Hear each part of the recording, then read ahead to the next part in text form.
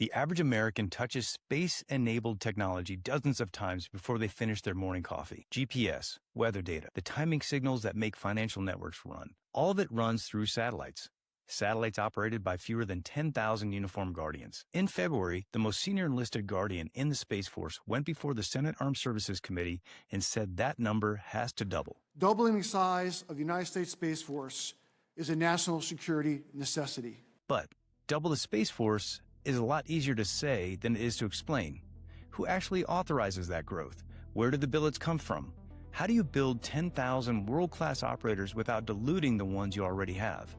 And what does a Guardian's life actually look like inside a force that's being built in real time? Today I sat down with Chief Master Sergeant John Bentivegna, Chief Master Sergeant of the Space Force, the most senior enlisted Guardian in the United States Space Force, to walk through all of it. Not just why the Space Force needs to grow, but how that growth actually happens. I'm Bill Woolf, and this is Spacepower.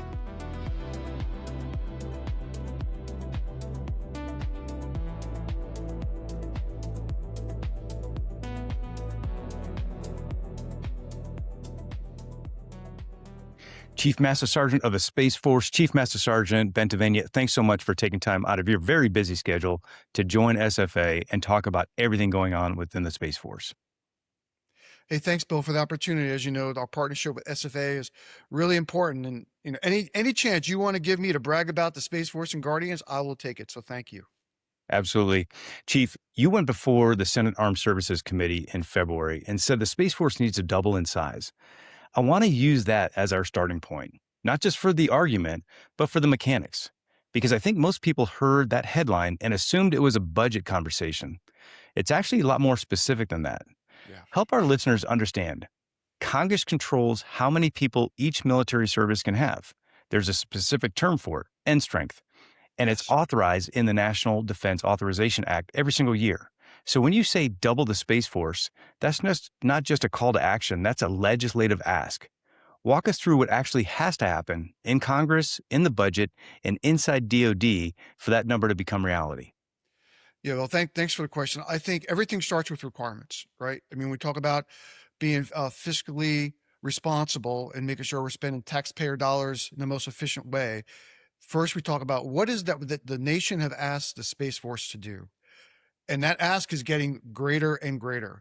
The acknowledgement that space is a warfighting domain, the acknowledgement that space underpins the lethality of the joint force.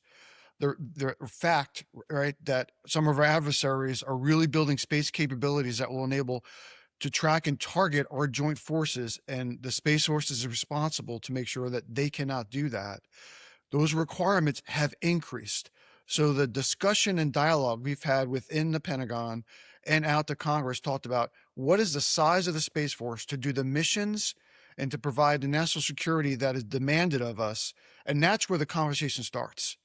And once we are able to articulate the needs, then we say, okay, what is it that the Space Force needs? What is the infrastructure? What's the personnel? What are the systems that we need to be able to counter adversaries, protect the joint force, and project space power, and provide the nation really space superiority?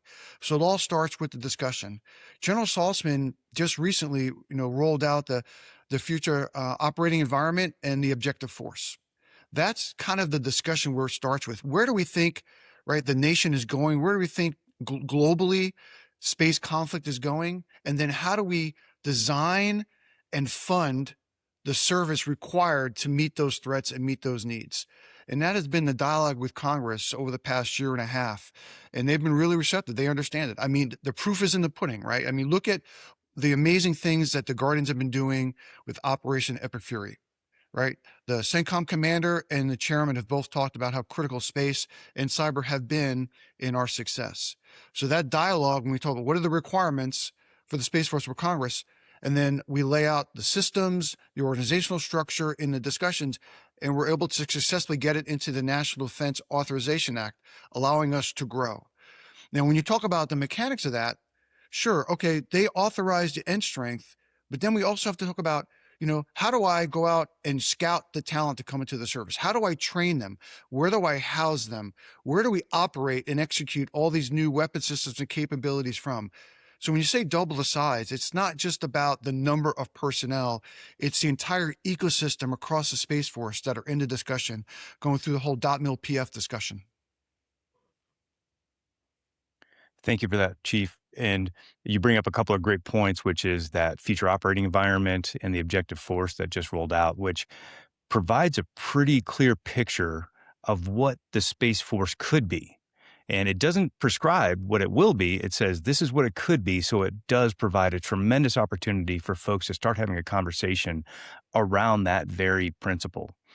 And in most people's mental picture of the military, the officer is the one running the operation. The non-commissioned officer executes. But the Space Force is deliberately flipping that model. Enlisted Guardians are the primary operators. They're the ones at the console. Officers help to plan and integrate. Two questions. First, what is it about the Space Force mission specifically that makes this the right model? And second, make it concrete for us. What does officers as planners and integrators actually look like when a Guardian is sitting at a console, running a real mission? Who's in the room? What are they each doing? And how do each roles interact? Yeah, this has been an ongoing dialogue. Once we try to sit down and say, when you think about the current structure of the service, we're right now about 1/3 officers, 1/3 enlisted, 1/3 civilians. And we're still under 11,000 people right now. So the service is small. And we tried to figure out, okay, with the talent that we have in those three buckets, three categories, if you will, based on the missions that are been assigned to us, what is the most efficient and effective way to develop and utilize that talent that we have? Now, first, what we say is every single Guardian, regardless of whether wearing stars or stripes on the uniform, are operators. Every Guardian is an operator. Guardian fundamentals, whether you're an officer getting it at OTC or you go into one of the enlisted initial skills training, we talk about Guardian fundamentals, and that is the baseline of what it means to be a space-minded warfighter and an operator. So we're all doing that. But when we looked at the size of the service and the capabilities that space brings to the joint fight, the desire, the need, the demand signal for especially our senior captains and majors across the combatant commands, three-letter agencies, the joint staff, our allied partners, they are looking for space-minded warfighters, subject matter experts that they can integrate into their operational planning, that they can speak space warfighting, how they from the very beginning. You and I have been doing this for a long time, Bill, and it was not too long ago where space was seen as something you sprinkled on the plan after it was already the concept was already done. That has completely changed. So when we looked at, okay, the number of individuals that we have, how do I grow operators that can go off into those organizations where there may be only 2 or 3 Guardians on a staff somewhere and they have to speak space? So we said, those are what we need officers to do: integrators, planners, and the primary leaders of the service, which left the opportunity for the enlisted cadre at the most tactical level in your operations centers to really learn those weapon systems, fight the weapon systems, and become those tactical level operators. Now, every combat crew has a combat crew commander. Those are where the kind of young lieutenants and our junior captains, right? That's where they're doing the work that we need them to do. So there's still going to be that integration at the very tactical level, but it's how do we free up some of the majors and senior captains to get out of those tactical level operations, let them go forth and do more integration and planning and represent the service in those other organizations where we need them. So that's where the model of officer training course, where now every single officer is a broad-minded, space-minded warfighter, to allow them to have the skills for integration and planning. And on the enlisted side, we still stayed, even though they get the Guardian fundamentals baseline, we have an intel school, we have a cyber school, we have a space operations school. So when you bring all that together and you talk about the consistency and depth that the civilian cadre bring to the Space Force, it was the best way to utilize our officers, enlisted, and civilians to have the most impactful service right now. Chief, thanks so much for running through that and providing that level of context. For our audience, a lot of them have never been in a space operations center.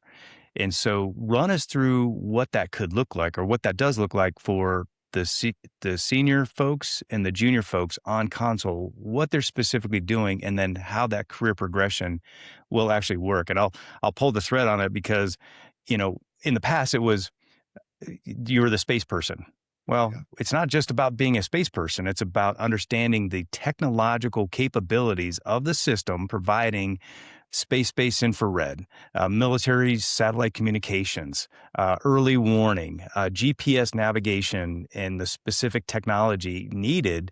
And then how do we evolve that technology? So if you could just walk us Yeah. through from the Ops Center perspective, what's Yeah. actually happening? So, as an example, if you were to go out to Delta One TAC 15, which is the combat Delta that provides forces to the National Space Defense Center, NSDC, right? You'll have an enlisted sensor operator who is monitoring the ground-based sensors, looking to see what the taskings are, looking to see what sensors are maybe in maintenance, which ones are not, right? And kind of managing that sensor network. And let's say that there's a challenge, something comes up where a system goes down, where maybe we don't need it to, or a threat arises that we were not expecting, and we have to maybe pull something back out of maintenance or rearrange how we have the sensor architecture set up. There's a space battle manager. There's an officer, space battle manager. So that NCO will talk to the commander, space battle manager, say, okay, here's what we're facing. Here's my recommendation. Now, standing back as a battle manager, what is it that you kind of assess and direct us to do? And then that the officer will direct the enlisted cadre to do that. And at the same time, you have an enlisted operator who's doing intel, and you may be looking at what intel is coming in, what is driving the decisions that we're making, and then feed that to the space battle manager. And at the same time, there's a third enlisted individual maybe doing cyber protection, and they're monitoring the domain. They're looking to see, okay, is the sensor data secure? Is it reliable? Do we see any adversaries trying to have any malicious activity that's going on in the network? And those enlisted operators are all collecting that information, coming up with recommendations, and then feeding that right to the officer who would be the space battle manager. That's when you think about when you walk on an ops floor, how do they all work together? Who's making the decision? Who's making the recommendations? Who's down into the details and the data?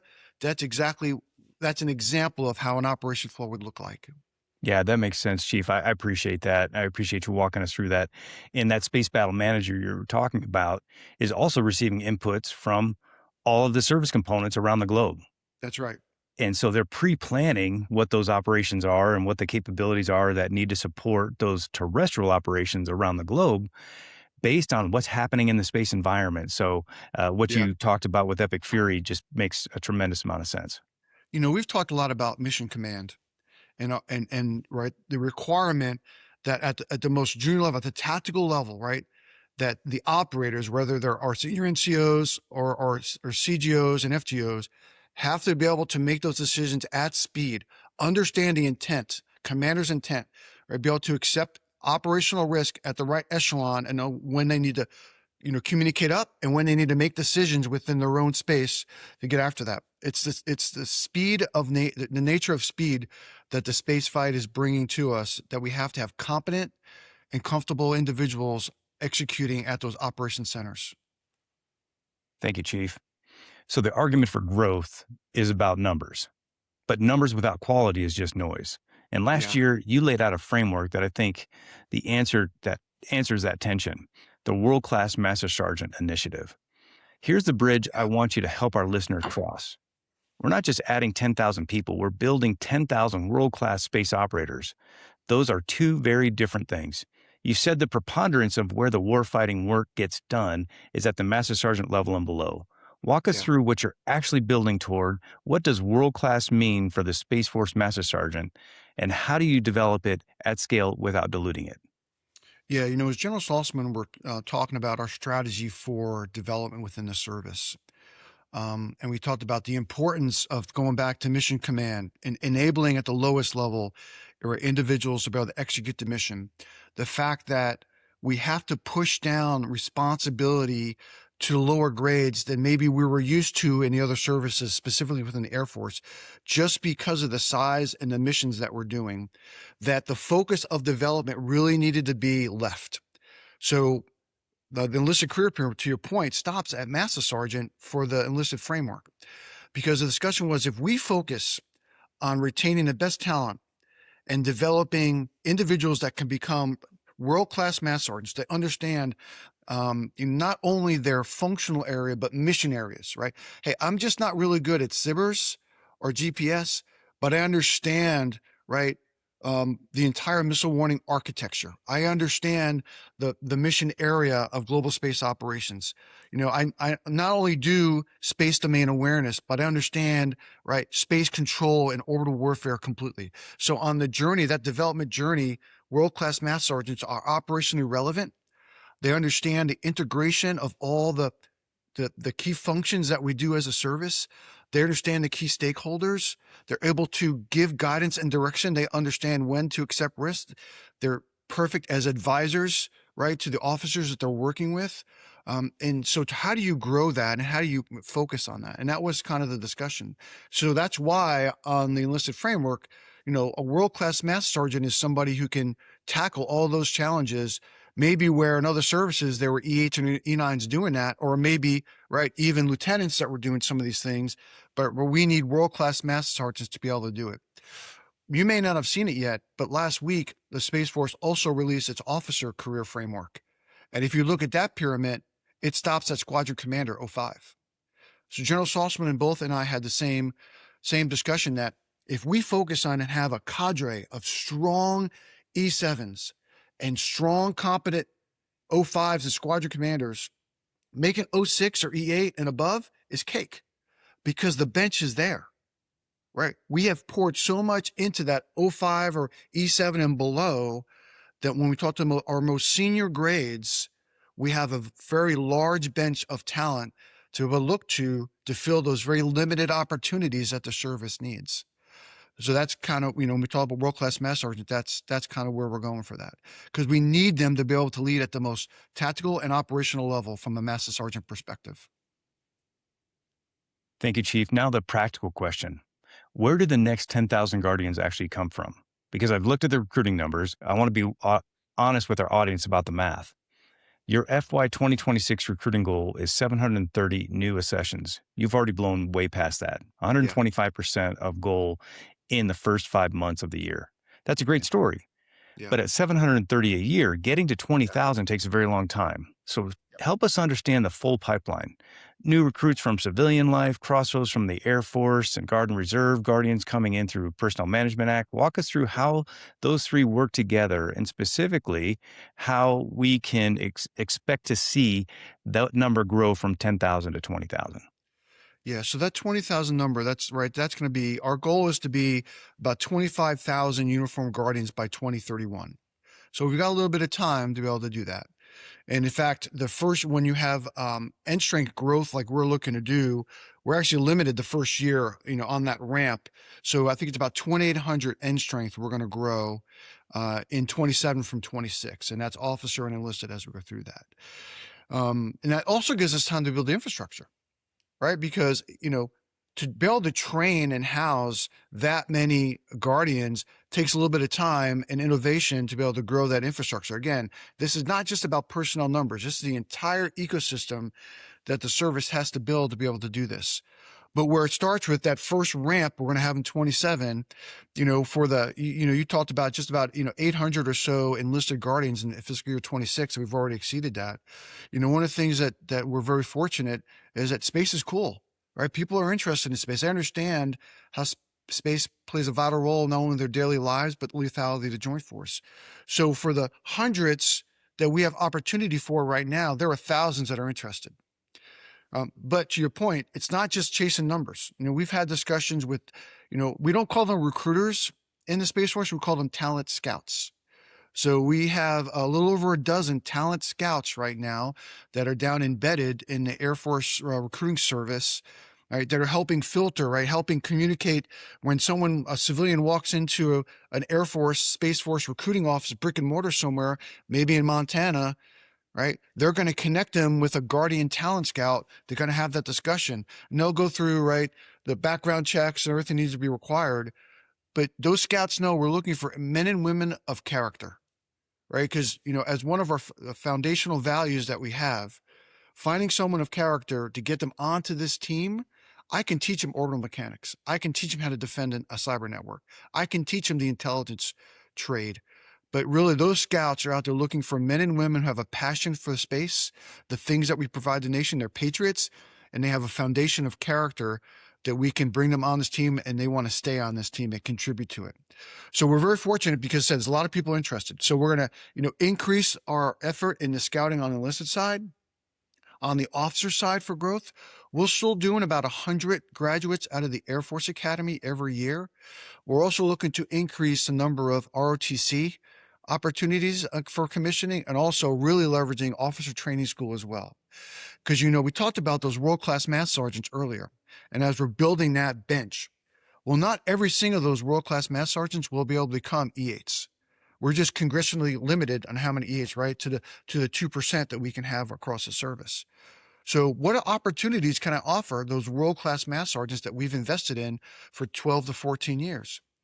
Hey, if you have your degree and you have an interest, why don't you go to OTS and I can commission you, right? You still stay on the team, serve in a different capacity.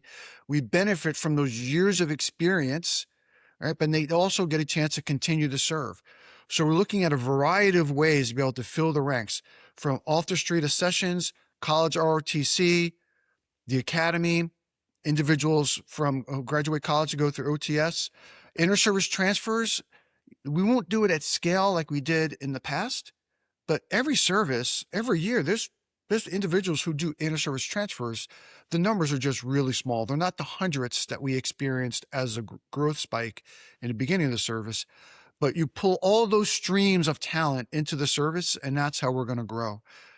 But again, this is all, we got to make sure we have the infrastructure, the bed spaces, the training rooms, right? And then once we get them out of training, the operation centers, the SCIF space, all that has to be part of this growth plan as we go up from where we are today up to 25,000 in 2031. We're going to be moving fast. Chief, I know that the SFA chapter in San Antonio appreciates supporting BMT on a regular basis. And that's seeing all those new Space Force recruits going through BMT is exciting, to your point. And everyone's excited about space. It's inspiring. It really is. And so we're doing our due diligence down there to make sure that they're welcome into the family with open arms. Let's talk about the Personnel Management Act. And I know the service is still working through the details of that. Yeah. But what would be a message to industry that you'd like to get out there, just to say, hey, as you're working through it, what can they expect to see, and how can they support? Yeah, Personnel Management Act is a really important part of the service that we're building, under a single component. Now, today, right, if you're in the Guard, the Reserve, or active duty, this is all, and you know this better than most, Bill, that, right, there are different components, and there were some red tape, some bureaucracy, some inefficiencies, I think, in that model. So going to a single component under the Personnel Management Act of the Space Force, where all Guardians are in the one component, you're just either in a full-time status or a part-time status, and your ability to transition back and forth is much easier, in that ecosystem, is the model that we want to go to. And as we brought in the Air Force Reserve component, the 310 Space Wing primarily, into the Space Force, in this growth discussion, we were very fortunate that we had a couple of hundred individuals who said, I want to join the Space Force full-time. I was in the Air Force Reserve, but now there's an opportunity. I want to come over full-time. And we've brought them into the service, and they've been phenomenal.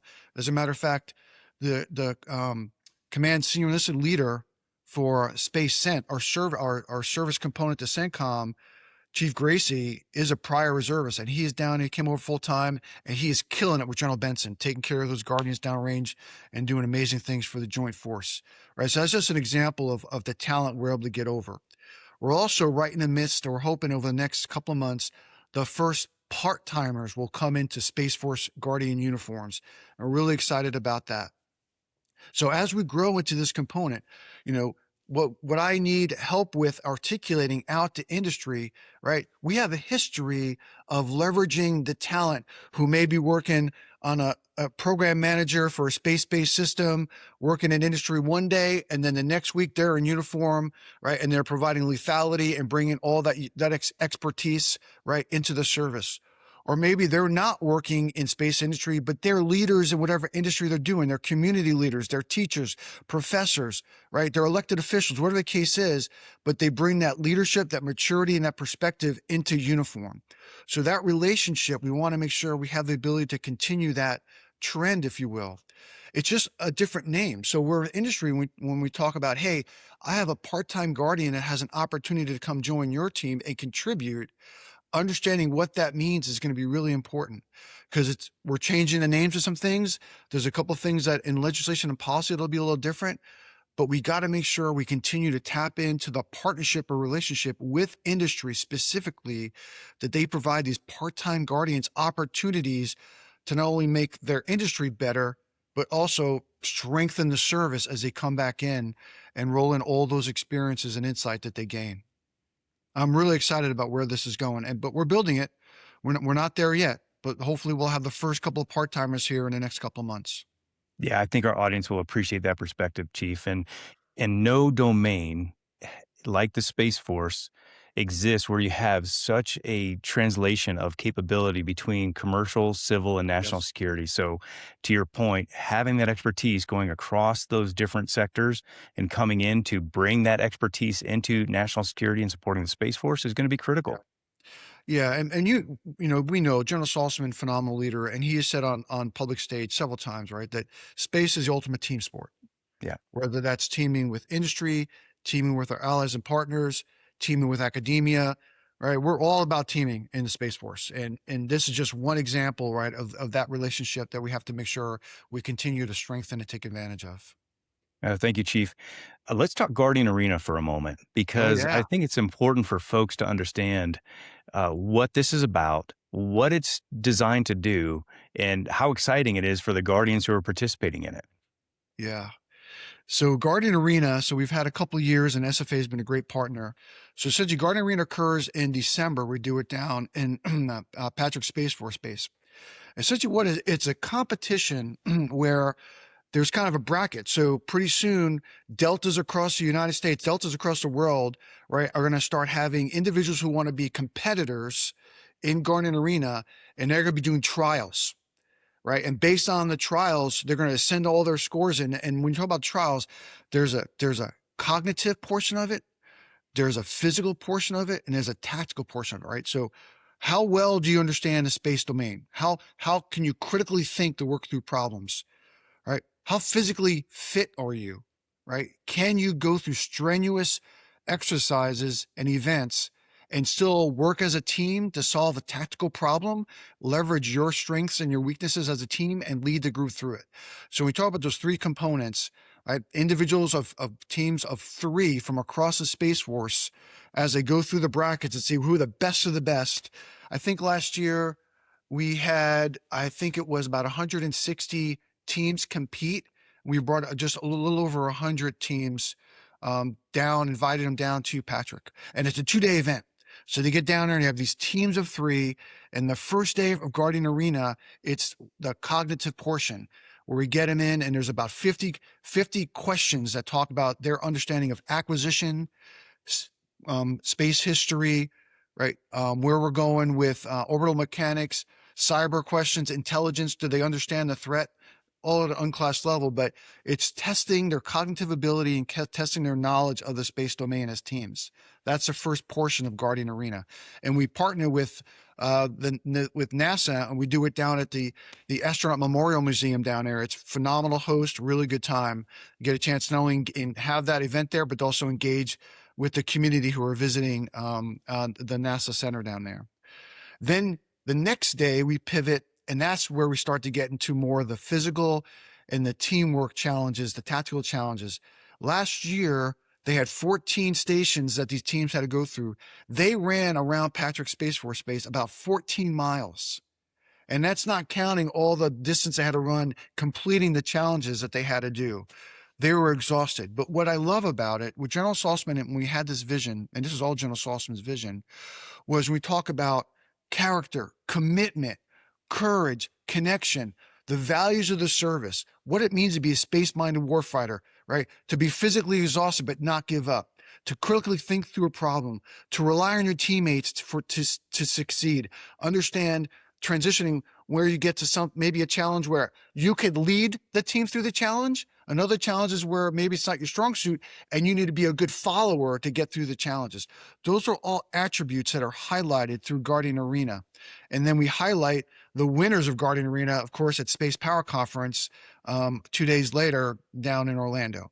But we're really excited about Guardian Arena because it really brings to bear when we talk about a Guardian, a space-minded warfighter who's dedicated to the skill craft, all the different attributes that are required to be the Guardian Arena champions. We love it. And Chief, that really extends throughout and helps build the culture and extends that culture throughout the entire service. Yes. And that's really what it's about, is creating an opportunity for Guardians to understand what the culture is and to then bring that back to all of the units. So I suspect this year you're going to have a lot more Guardian teams signing up for Guardian Arena. Yeah, we're excited about 26. Each year it's gotten bigger and better. Of course, with help and partnerships with organizations like SFA, just make it a world-class event. And we're really proud of it. And like I said, I think it really is a great example of what a Guardian is, who we are, and what it means to be a space-minded warfighter. To the point, Bill, you've been to the Pentagon several times, and we have the space hallway on the 4th floor. We're in the process right now of updating one of the displays to purely just focus on Guardian Arena and some highlights and some photographs and talks about Guardian Arena in the space hallway, because that's how proud of it we are. That is phenomenal, Chief. And I don't think people realize how active you are, specifically on the bike. And that's why I've got my bike sitting over here right now. But I'm one of the folks on Strava that follow you, and I give you kudos every time you get done with a ride. And I don't think people understand you're riding almost every single day. So you're still making time for physical fitness, even though you're the Chief Master Sergeant of the Space Force. Yeah, I appreciate that. As leaders, right, we talk about you got to take. If you don't have a full cup, you can't pour into others, Bill. And right, and the years that you've been leading yourself, that if you're not in the right state of mind, how effective of a leader can you be? So I do try to take the time out of the day. The team is really good about carving out my schedule to let me get some me time to stay in shape. I do some thinking, meditation as I'm kind of doing my thing. Right. And at first, right, sure, it's an obligation. I have a responsibility as a warfighter to maintain my physical fitness, right? That's expected of me. The Secretary of War has made that absolutely clear. But beyond that, beyond the sense of responsibility I have to be the leader, to be the Chief Master of the Space Force that Guardians deserve, I got to be able to be on when I need to be on and be at my top peak performance when I have to. And, for me, cycling and other cardio stuff that I do and muscle strength training is what allows me to kind of continue day to day when I'm out traveling, long days and long nights, but to be the chief that the Guardians deserve. So I really do love my time when I get a chance to exercise. Now, Chief, what you bring up is extremely important, and that is scheduling and finding time on the schedule to take care of what needs to be taken care of. And I remember talking to, at the time, Colonel Saltzman, when he was developing for then Air Force Space Command, this model called the Force Generation Model.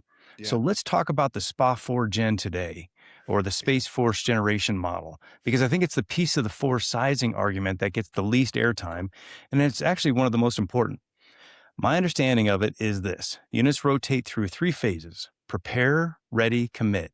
So you always have a trained, combat-capable force available. But the reason you need a rotation at all is that you can't train for high-intensity conflict while simultaneously running daily operations at full tempo. There's a real tension there that I want you to explain for our listeners, because it's not obvious. And then here's the question I think most people miss. Does SPA 4 Gen change how many Guardians you actually need? Because if part of your force is always in preparation phase, that has implications for the headcount math. Yeah. Thanks for that. It's important. It's important to think about where we came from historically. Right?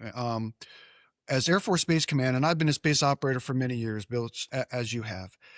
And when space was considered a benign environment, when we didn't refer to space as a warfighting domain, and we were not necessarily have a pacing threat that was trying to take away our ability to leverage space capabilities for the joint warfighter, It was okay for if you were, for example, assigned to 2 SOPs, which is now the 2nd Navigation Warfare Squadron providing GPS, is that you were constantly always kind of presented to the combatant command, whether years ago as STRATCOM or as U.S. Space Command, right? Because you were just constantly working. You got certified on a position and you were constantly in that, right, in that presentation to the combatant command, if you will. And it was a whole squadron, the entire constellation of satellites, everything was presented because it was more of an engineering challenge than it was a warfighting footing that we were in. The fact that space is a warfighting domain, the fact that as a service, right, our obligation is to provide space superiority for the nation, drove us to change how we look at force presentation and resiliency of the force that we have.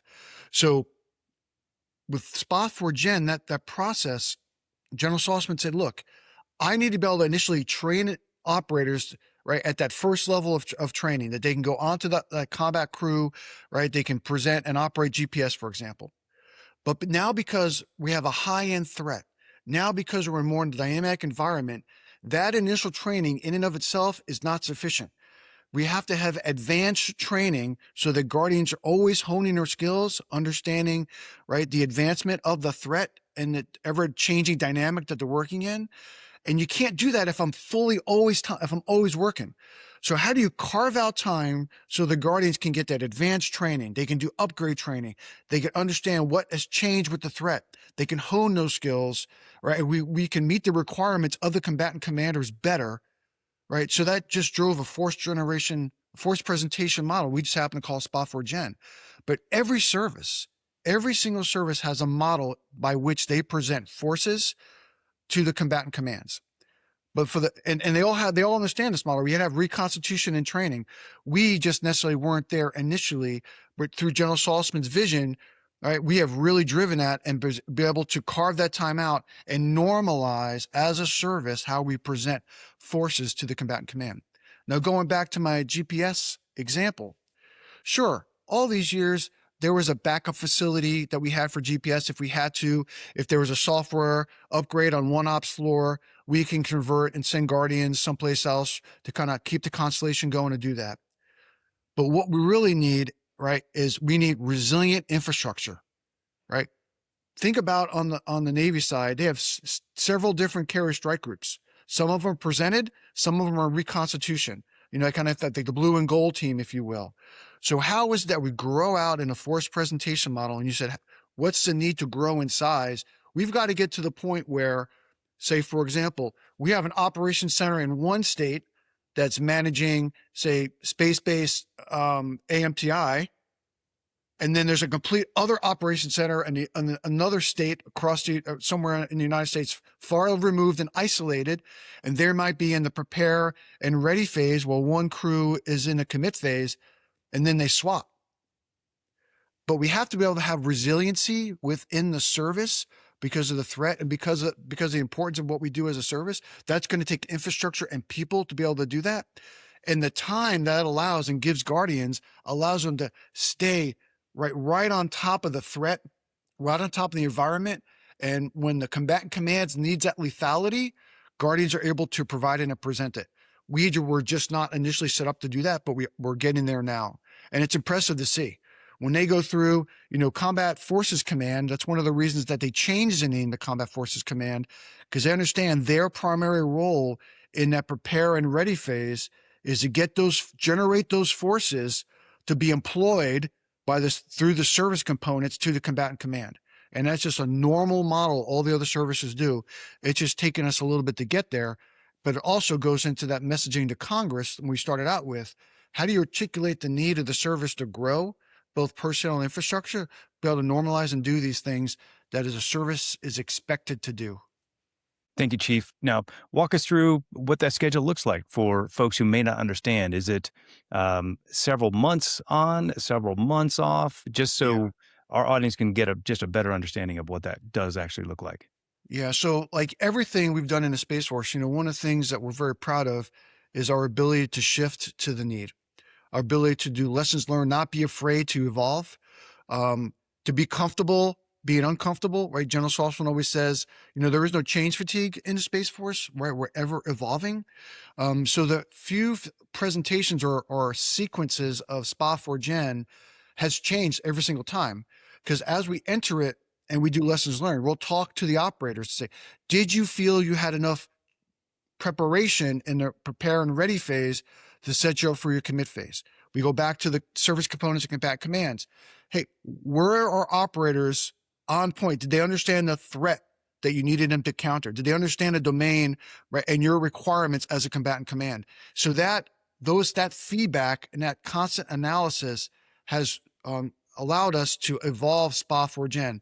So what it was as far as, maybe 4 months in commit phase, a month in prepare, a month in ready, maybe what we started with, we are not there now. So General Gagnon and Chief Rosnick, from CFC, Combat Forces Command, are constantly doing that evaluation, and it's constantly evolving. So what it is today is probably not what it's going to be tomorrow.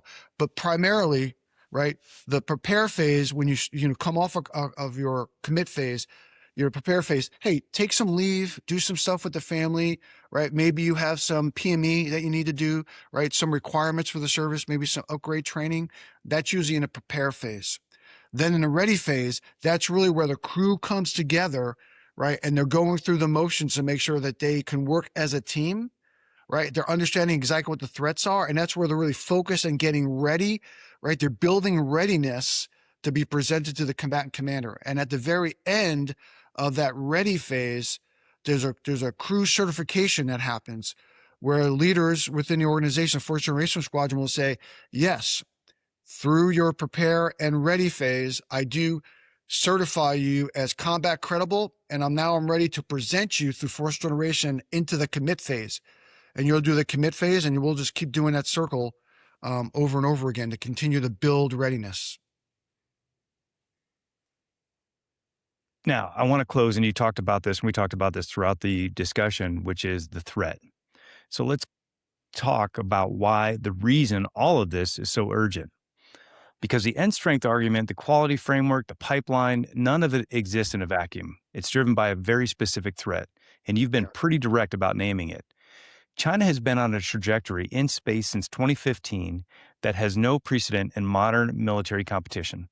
The launch cadence, the on-orbit assets, the counter space toolkit. You've talked about this publicly, and you know the numbers. I want you to walk our audience through the cause and effect, specifically the chain. China builds X capability, the Space Force has to respond with Y, and that response requires Z Guardians.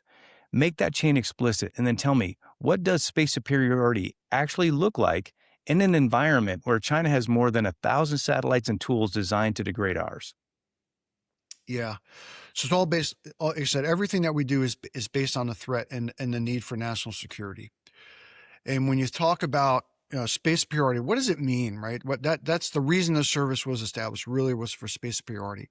It's to allow the nation freedom of maneuver to take advantage of space capabilities at will, at our own timing and tempo when we need it, but at the same time, denying an adversary from doing the same.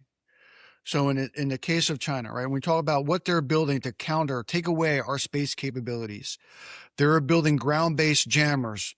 They're building ground-based lasers. They have on-orbit capabilities. They've proven that they've shown, right, their ability to do on-orbit inspection and repair satellites. They've proven where they had, one of their satellites back in 2025, I think it was, or 24, literally latched onto a defunct old Beidou satellite, which is one of their navigation timing satellites, and pulled it out and put it into a graveyard orbit. Now, so think about the capabilities that China is putting on orbit, the number of ISR assets they have, right? Especially, over their region, right, in the South China Sea, and their ability to constant revision rate. So they understand, they can see everything that's happening. So not only are they building capabilities to try and take away the US's ability to take advantage of space, but they're also building their infrastructure for space-based over-the-horizon tracking and targeting, right? So they are putting joint forces at risk, but the architecture that they are building and their space architecture layer is underpinning that. So when we move from a Space Force perspective, when we look at that, How do we counter their ability to make sure that they don't take away our ability to provide precision navigation and timing, overhead ISR, space-based AMTI, space-based missile warning, strategic communication, right?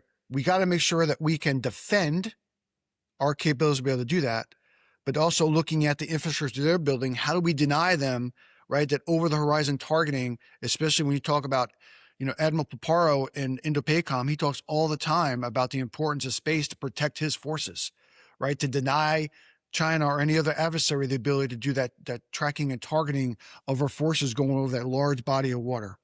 So as a Space Force, as we look at these threats, what we have to be able to build to protect and be able to provide and build to deny the adversary to do that, to give space superiority, does drive the requirements and the size of the force to be able to do that. So remember in the beginning of this whole discussion, Bill, it was about our growth and size all starts with the requirements. What are the needs of the service to be able to do on behalf of the nation? And the threat drives that. That's exactly what it is. So we're looking to see who's building what, how many, and that will actually drive what we have to do. And, you said, General Saltzman says all the time, when you talk about the Space Force truths, right? Hey, the Space Force, space capabilities is not just a collection of capabilities that provide a service, right? It's a warfighting domain in space. And we have to be able to have both offensive and defensive capabilities to be able to not only protect, but defend against what adversaries like China are building. Chief, this is extremely important because we just conducted an interview with the U.S.-China Economic and Security Commission that was stood up by Congress to look at this specific problem set. And what was interesting about that conversation, and is being echoed here, is that we established the service. The Space Force was established in 2019, but we didn't quite understand and fully understand how critical the service is and is going to be based on the emerging threat environment and the implications to the global economy. Yeah. And so I think this is a very pertinent conversation and very timely conversation so that members of Congress can understand just how critical this service is and how it underpins not just everything we do with our day-to-day lives, but also the global economy. Yeah. I spent a lot of the discussion today, Bill, talking to you about our lethality and kind of what we provide to the Joint Force as a military organization. But I also really, especially when I'm on audiences initially, when I'm trying to inspire the next generation to get into STEM and to get into space, one of the things I talk about as a Guardian, aside from my pride in being a lethal warfighter, is the ability to provide freedom of access, right, to space so that industry, right, they can invest in space, take advantage of all the opportunities that are there. So the dreamers can dream, inventors can invent, investors can invest.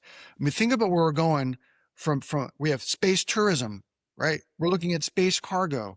Right? We're going to go back to the moon. Like everything that space underpins in transportation, agricultural, finance, all those things are so vitally important to the everyday lives of Americans.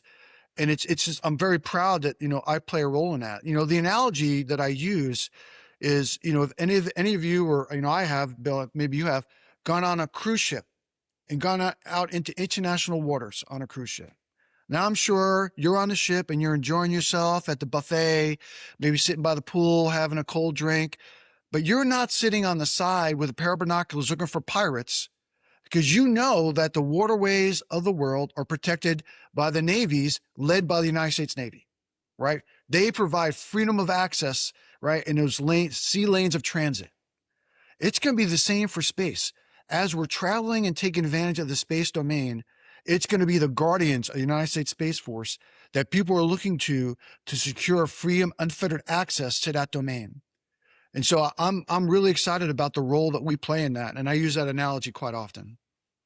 And it's an honor to spend time with you today, Chief, and congratulations on all of your successes and all the leadership that you're providing to the service. I really do appreciate your time. Thanks, Bill. Again, the relationship between the Space Force and SFA, right, is vitally important. We're both growing together, which is great. And I always appreciate your advocacy and support, and especially when you get a chance to provide forums like this where, again, I'll never pass an opportunity to brag about our Guardians and the things that we do in the Space Force. So thank you very much. Thank you, Chief. Semper Supra. Semper Supra.